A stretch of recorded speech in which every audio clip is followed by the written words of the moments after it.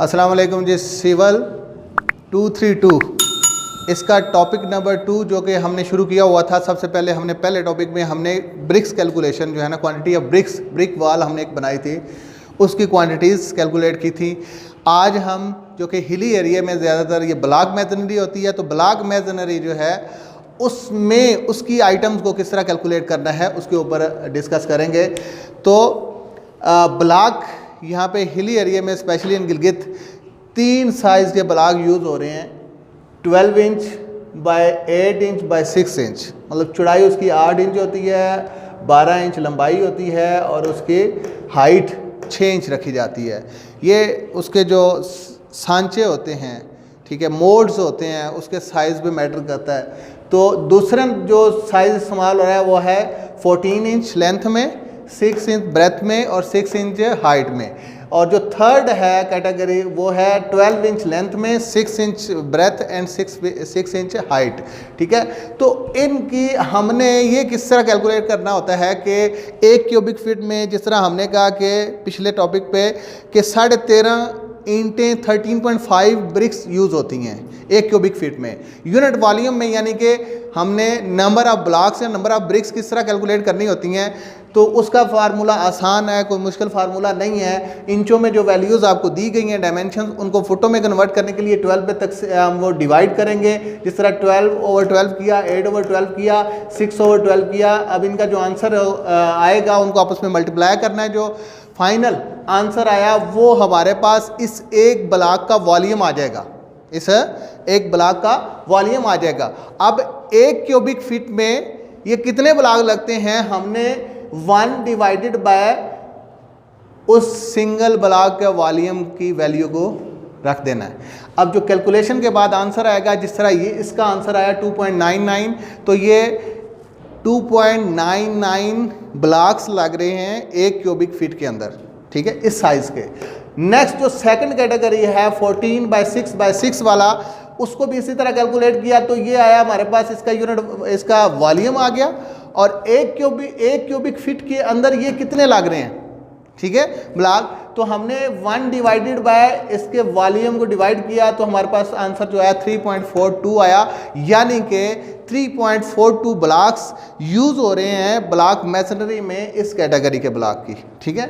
और नेक्स्ट जो हमारे पास है 12/6/6 वाला, उसकी कैलकुलेशन की तो 1 आगे वॉल्यूम जो उसका यूनिट का निकला वो 0.25 आया। 1 डिवाइडेड बाय 0.25 किया तो इसके 4 ब्लॉक लग रहे हैं 1 क्यूबिक फीट के अंदर। यानी कि यूनिट वॉल्यूम जो है उसके अंदर इसके कितने ब्लॉक यूज़ हो रहे हैं, 4, ठीक है।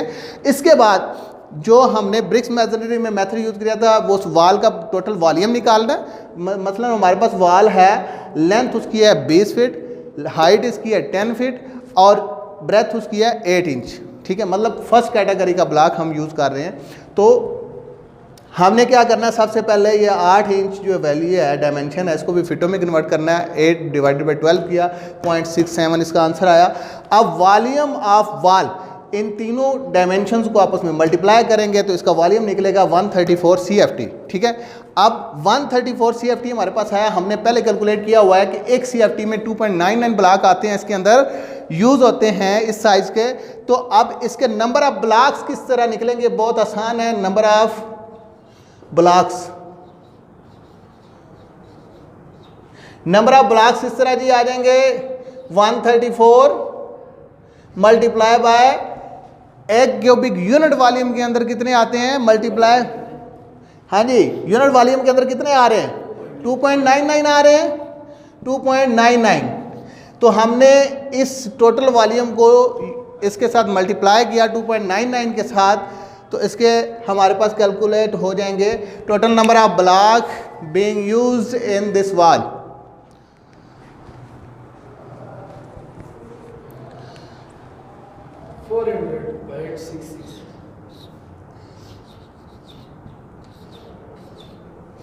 तो अप्रॉक्सीमेटली हमारे पास कितने आ रहे हैं, 401 ब्लॉक, 401 ब्लॉक्स यूज हो रहे हैं जी, ठीक है। इसी तरह नेक्स्ट जो वॉल हम बनाएंगे, अगर इस और ये सेकंड कैटेगरी और थर्ड कैटेगरी के ब्लॉक से बनेंगी तो उसकी चौड़ाई 6 इंच होगी, ठीक है ना। तो क्योंकि इनकी डायमेंशन में जो इसकी चौड़ाई ब्लॉक की आ रही है वो 6 इंच आ रही है, तो दीवार की भी चौड़ाई 6 इंच ही होगी।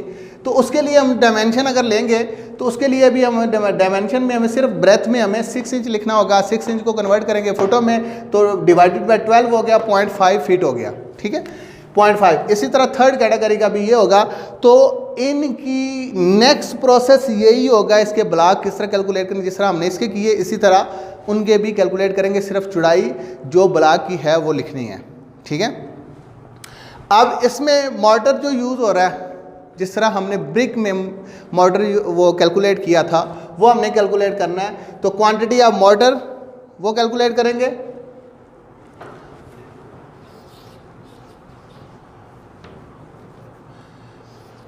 क्वांटिटी को उसको शॉर्ट QT से भी शो करते हैं, ठीक है। तो क्वांटिटी ऑफ मोटर जो है वो हम किस तरह फाइंड करेंगे,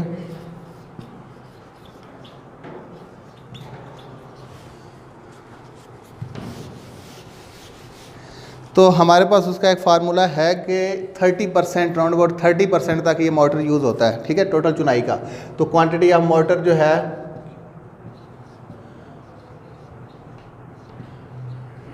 मोटर की क्वांटिटी टोटल इसकी क्वांटिटी कितनी निकली थी 134 वाल की 134 इंटू ये कितने परसेंट इस्तेमाल होता है जी मोटर 30% इस्तेमाल होता है ना।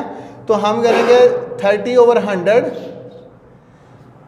तो कैलकुलेट किया तो ये आ जाएगा 134 इंटू 0.3, ठीक है। तो हमारे पास ये जो मोटर की मिकदार आएगी वो कितनी आएगी 40.2 CFT। कितना आया 40.2 CFT। अब इसकी आइटम अब रेशो ऑफ नेक्स्ट है रेशो ऑफ मोटर। क्या मोटर की रेशो रखेंगे, सपोज करते हैं क्या रखेंगे मोटर की रेशो 1:5 कर लेते हैं जी 1:5। तो सम ऑफ रेशो हमारे पास क्या है, सम ऑफ रेशो 1 + 5 = 6, ठीक है।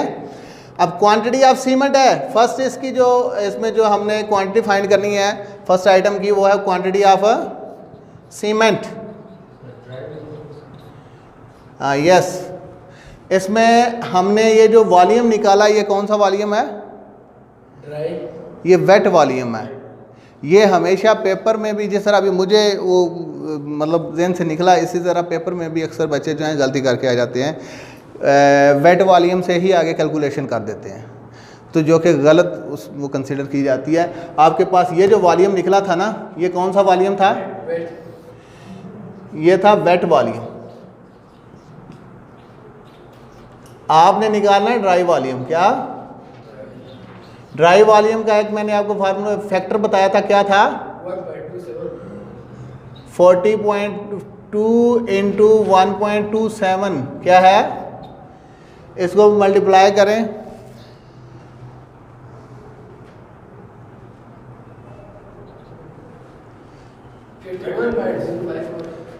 51.054। अच्छा, नेक्स्ट जो हमने क्वांटिटी ऑफ सीमेंट निकालनी है उसके लिए ratio of cement 1 sum of ratio 6 into dry volume 51.054, ठीक है। तो ये करने के बाद इसकी कैलकुलेशन हम करेंगे, कैलकुलेशन करने के बाद जो वॉल्यूम आएगा वो सीमेंट का वॉल्यूम आ जाएगा, ठीक है।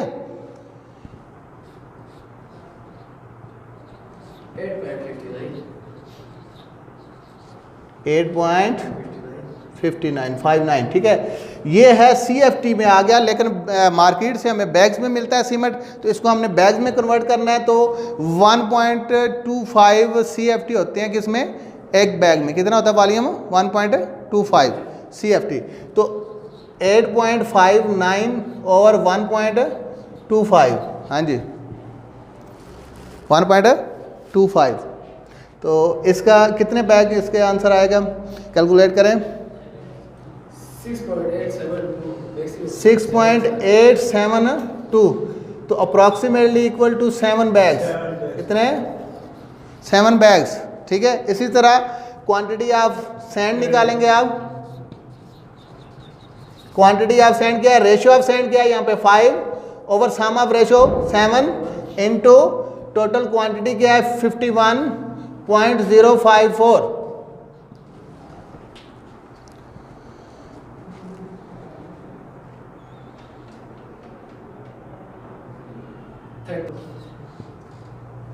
Four 7 CFT।